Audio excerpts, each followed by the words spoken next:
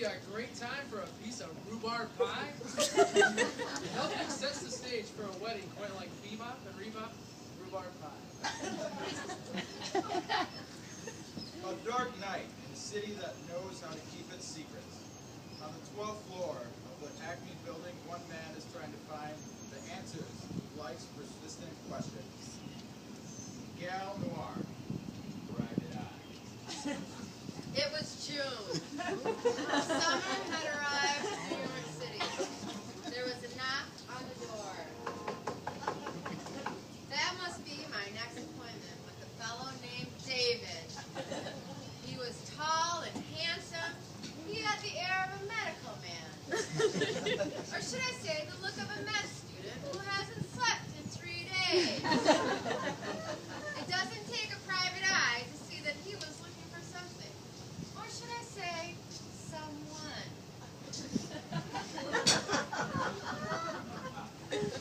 What's with these people from New York, Al? They all look at me funny. What do you mean funny?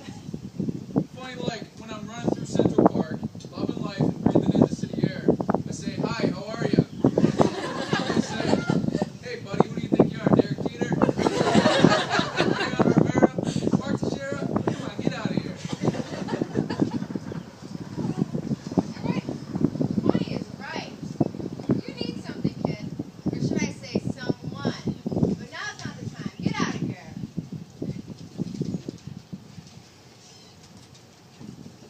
If you're listening to this and you're not a contributing member of the Westchester County Public Radio, you're kind of a jerk. Watch now. Back to your regular program.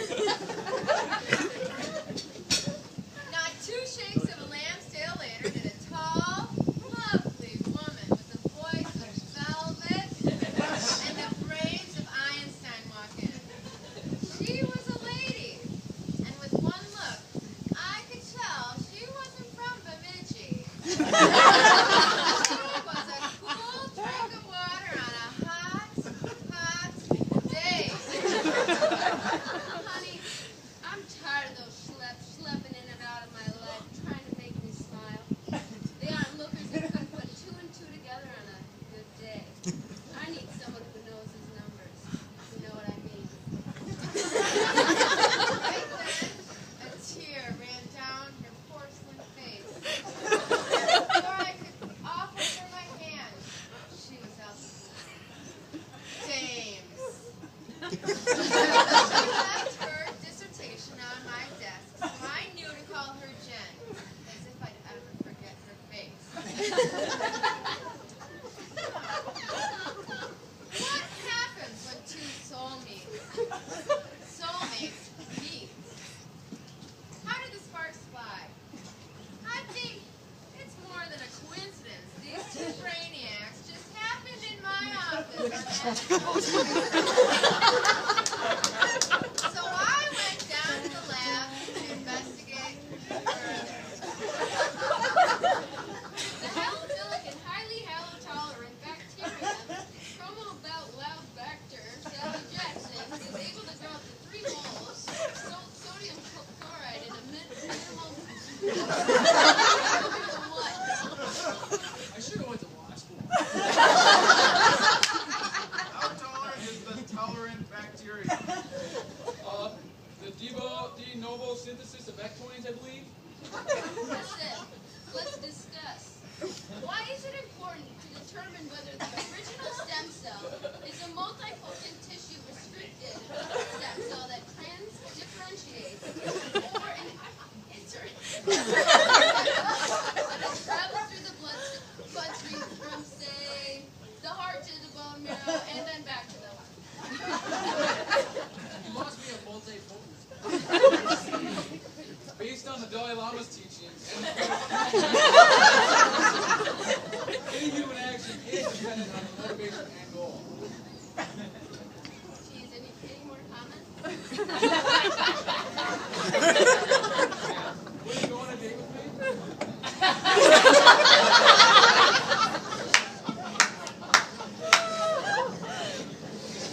Every now and then, I see that tall, gangly kid running through Central Park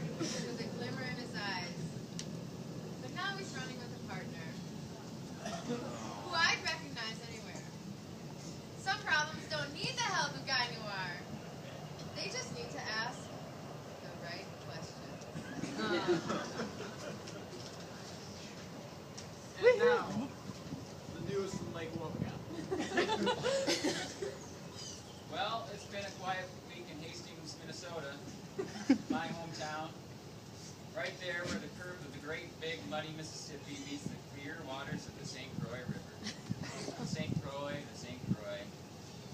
It's only a couple of 100 yards from our doorstep growing up, though David and I would usually have to trespass to get there. Follow a farmer's ravine and a deer trail, and 5 minutes after watching DuckTales on TV some summer morning, David would be out in the woods and along that river without many cares except for who could imagine the greatest adventure, or swim the deepest, or who could find the best climbing tree. David and I spent many afternoons at a rope swing that dangled down over that river, hanging from an elm tree that arched out over the water as if, when it was young, the tree told its parents and friends that all it wanted to be was a tree to hold a rope for children to swing out into the river. And perhaps the tree's parents replied that maybe the young tree should focus on growing tall and straight. And in defiance, the tree grew out further, slanted across the water. Well, enough about that tree. What we cared about in those days, where we had so little to care about, was grabbing the rope from where it hung out over the water and walking up the steep rocky shoreline. You kind of have to hold the rope in one hand behind your head and look for roots to step on or grab with one free hand in order to get up to the anointed plains to swing from. When you got to the top and were ready to make the jump, a person could sit there all day hemming and hawing about which knot to hold the rope onto, and what would happen if your grip were to falter when you hadn't yet cleared the rocks. Before you make the jump, you can imagine all sorts of dangerous things just beneath the surface of the St. Croix that could be your undoing. Whether it was a submerged log or a giant ravenous muskellunge waiting to eat your foot off, a person's swimsuit could fall off. One could think of their mother and whether or not she would approve of it. Or a scripture from last Sunday, or last night's soccer game, or how you couldn't play with your Legos if something were to get messed up. So many reasons a person could think of to not make that jump. And then moments later, you're in motion, letting the physics of the whole setup take its course, and you're holding onto that rope as if it were someone very dear to you. At this moment, you stop thinking altogether, if you're doing it correctly. You can answer the sum of 2 and 2, while you glide over the shoreline, and your swing begins its upward arc out over the river. You feel not much but a simple oneness with the whole of this time-space continuum, as if your body and mind were but a prayer. And at this moment, you don't plan to do anything with your hands, to move the muscles, to release the rope. It just happens. It just happens and you let go. And there you are, suspended in midair, trapped in sunshine so high above the water. And at that moment, you wouldn't care if it were the St. Croix beneath you or the Hudson. At such a happy moment, you wish that all of your friends could see you, your family, your mother and father, your siblings, aunts and uncles, grandparents. It would be worth it for them to travel thousands of miles just to see you make that jump. Well, that's the news from Hastings. So, where all the women are strong, the men are good looking, and the children are above everything.